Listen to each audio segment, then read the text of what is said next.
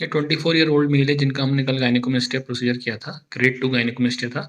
Pressure garment हमने apply किया था जो भी रिमूव करा है, या आप बिफोर सर्जरी इमेज देख सकते हैं। ग्रेड 2 गायनेकोमेस्टिया, इसमें हमने ड्रेसिंग अप्लाई किया था जो एक निप्पल एरियोला के आसपास थी, और दूसरा जहाँ से हमने इन्फिल्ट्रेशन किया था।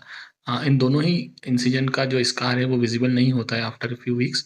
ये इमीडिएट पोस्ट ऑप रिजल्ट आप देख सकते हैं। इसमें थोड़ा स्वेलिंग है upper part of the nipple में, तो वो स्वेलिंग पूरा जाने में 3 हफ्ते से लेकर 6 हफ्ते तक का समय लगता है। इसके लिए हम लोग प्रेशर गारमेंट एडवाइस करते हैं। बाकी जो सूचर्स रहते हैं वो सेल्फ डिसॉल्विंग स्टिचेस रहते हैं जो कि अगले 2 से 3 हफ्ते में डिसॉल्व हो जाते हैं।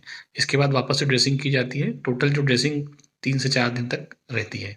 ये फर्स्ट ड्रेसिंग है। इसके बाद नेक्स्ट ड्रेसिंग में हम इसे रिमूव कर देंगे। नमस्कार फ्रेंड्स, मैं doctor Jaiswal, plastic and cosmetic surgeon. Gynaecomastia या मेल ग्रुप्स के काफ़ी सारे वीडियोस आप पहले भी देख चुके हैं। ये पेशेंट हम लोग जो आपको दिखा रहे हैं रिसेंटली हमने कल ही करा है, और इसमें जो फैट और ग्लैंड है वो हमने रिमूव करा है। चेस्ट कम्प्लीटली फ्लैट हो गया है सर्जरी के बाद।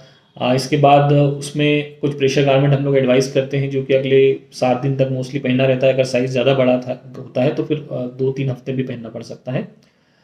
इसमें कुछ मेडिसिन रहती है वो आपको अगले 7 दिन तक खाना रहती है। जो सूचर्स रहते हैं वो अपने आप खुलने वाले रहते हैं आमतौर पर। अगर कटवाने वाले लगाए हैं तो वो आपको 10 डेज 12 डेज बाद कटाना पड़ता है। साथ ही इसमें जो पार्ट है उसको गीला नहीं करना रहता फॉर नेक्स्ट 5 डेज। आपकी बाकी पार्ट बॉडी में आप नहा सकते हैं, गीला कर सकते हैं, लेकिन इस पार्ट को आपको गीला नहीं करना रहता है। इसके अलावा आफ्टर केयर में बहुत स्पेशल कुछ नहीं रहता है। जिम अगर जाते हैं तो आप जा सकते हैं 5-7 दिन बाद से। सिर्फ चेस्ट वाला जो वर्कआउट है वो आपको नहीं करना रहता है after up to 3 weeks 4 weeks तक।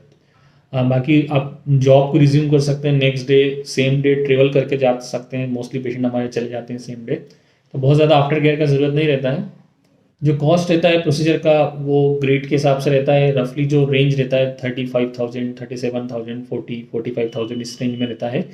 कई बार बहुत साइज़ छोटा रहता है, पफी निप्पल रहता है, तो उसमें हम लोग 25,000, 28,000 में भी करते हैं। कई बार size location of the surgery, मतलब लोग सर्जरी कहाँ पर सिटी में करना है उसके हिसाब से भी कॉस्ट में वेरिएशन आता है। सर्जरी रहती है आमतौर पर हम लोग जनरल एनेस्थीसिया में करते हैं, जिसमें हाथ में एक इंजेक्शन लगाते हैं जिसके थ्रू कुछ दवाई देते हैं जिससे व्यक्ति सो जाता है। साथ ही लोकल एनेस्थीसिया एजेंट जो रहता है वो लोकली ट्रांसफर किया जाता है। जो हम लोग सॉल्यूशन डालते हैं उसमें भी लोकल एनेस्थेटिक एजेंट रहता है।